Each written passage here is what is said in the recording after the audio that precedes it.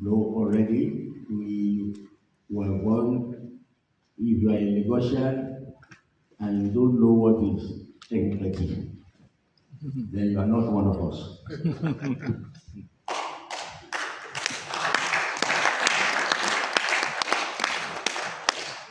And no matter what any of our parents want also, or them will be definitely connected to the water.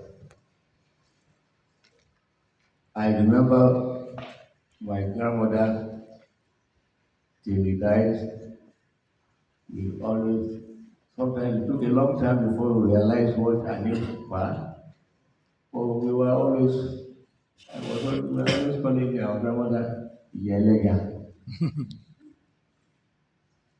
Same thing with my grandparents, I'm sure our traditional chiefs here know them very well. They are very much connected and familiar with water. And some of them too were selling their wares at a Mudio market.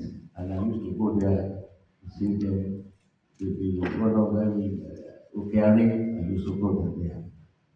So we are just going to talk about something that we are attached to when we are growing up, and I believe even with our parents too, were well connected to this empathy.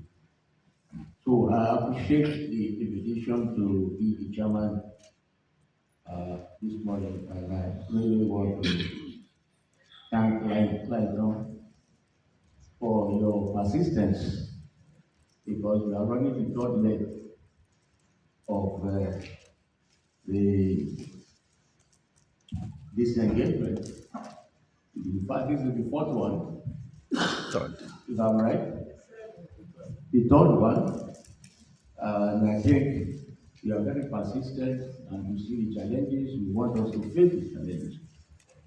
And I think you need all the support that both the federal and the states, as well as the stakeholders, can give to you. I congratulate your strength for taking this step once again. I hope whatever discussions that we are taking out at the conclusion here will be taken seriously by the government and also help you.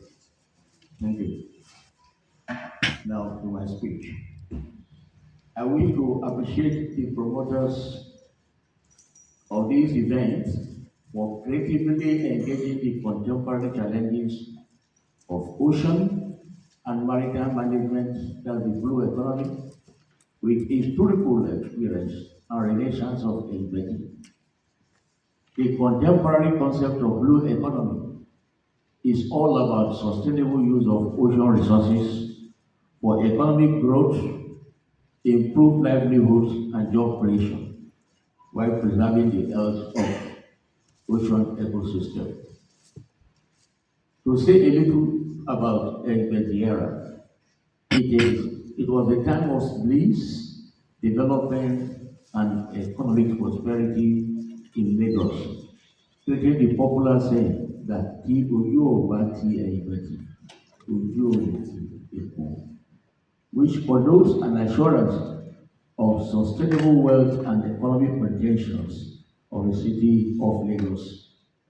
A period of outstanding prosperity, putting the city of Lagos at the forefront in socio-economic and political relevance amongst the British colony, especially in West Africa.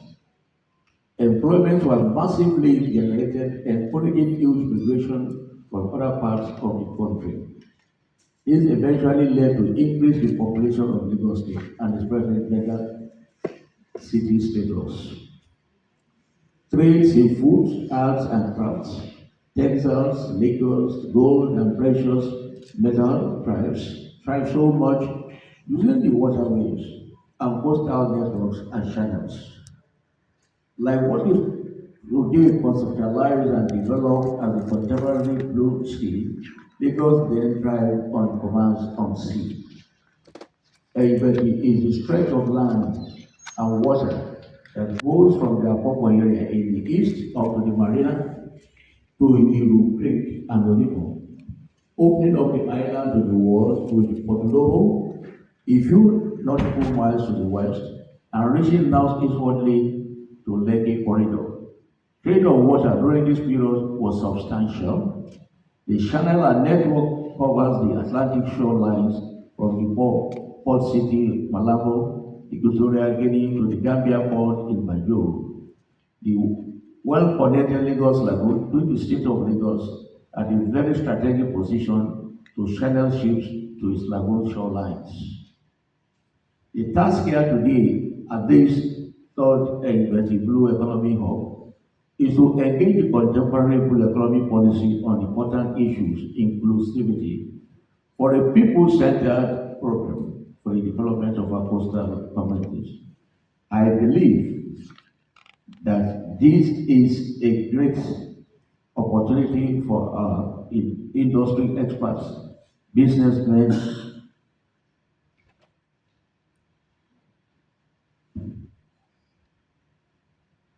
businessmen and women in the industry, policymakers and government bureaucrats, and all other stakeholders to dig deep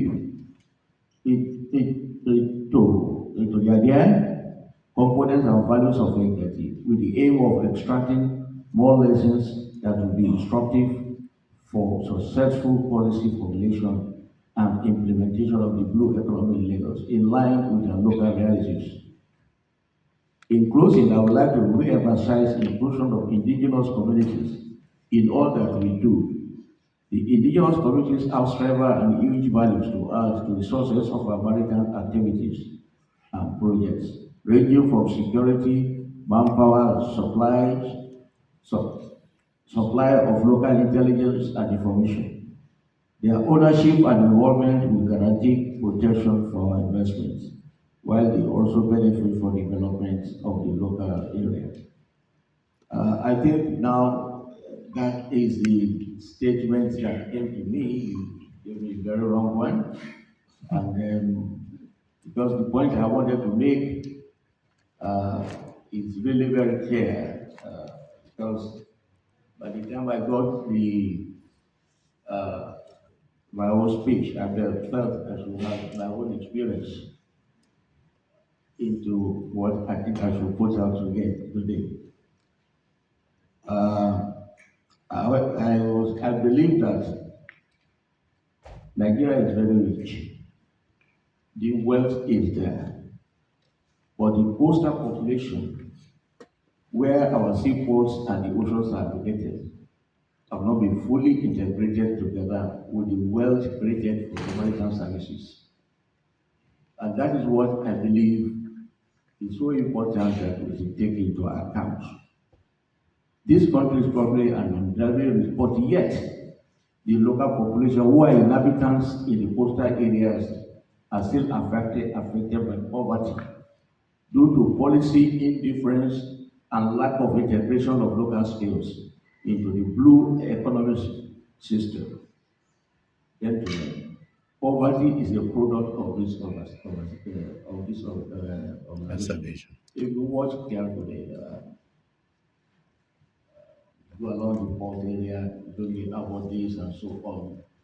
Yes, it added to the development of our people, of the individuals, and some of them too, in terms of commerce, they were able to get richer along the way. But if you look at this today, most of them are no longer seen along the coastal areas. And what you now see is that government has taken over these areas, and unless we try to integrate and recreate Ehingbeti, because I believe it is possible for us to recreate it, because we still have some of the coastlines that are available for that purpose. And I think that's a message I believe we need to carry out from there. In closing, let me just say that Nigeria maritime activities can be saved and can attain economic sovereignty if there is a policy change, such as harnessing all the potentials of a truly global blue economy.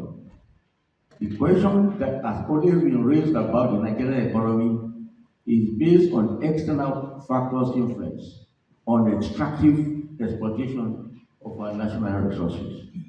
Because the question will always come, where does our wealth go and how does it impact on our maritime services? The answer lies between our national behavior and foreign impact on our economy and how powerful interests have changed our Nigerian economy from the outside. It is often the story of hidden wealth. It's unfortunate that we have not been able to transfer wealth to the level of our people who are very poor. And I think that is another message we need to do to allow our people to participate and to be integrated with the maritime services. Uh, so unfortunately, I don't know whether the those who are the stakeholders are around. If they are, they can take that as a matter. Because if we consider Singapore, India, and Washington in DC, the United States of America, on how they manage their blue economy, we can learn a lot of lessons and also gain a lot of benefits on maritime economy for our coastal population inclusivity. For those who have traveled to Singapore, I also schooled in the National Defense Academy in India. We saw the integration of how businesses were integrated, run at certain levels with the maritime services. They are part and parcel of it. But I believe in our country today, they are separated. It is very difficult to be able to know how much of integration has taken place because the policy has not been so specific.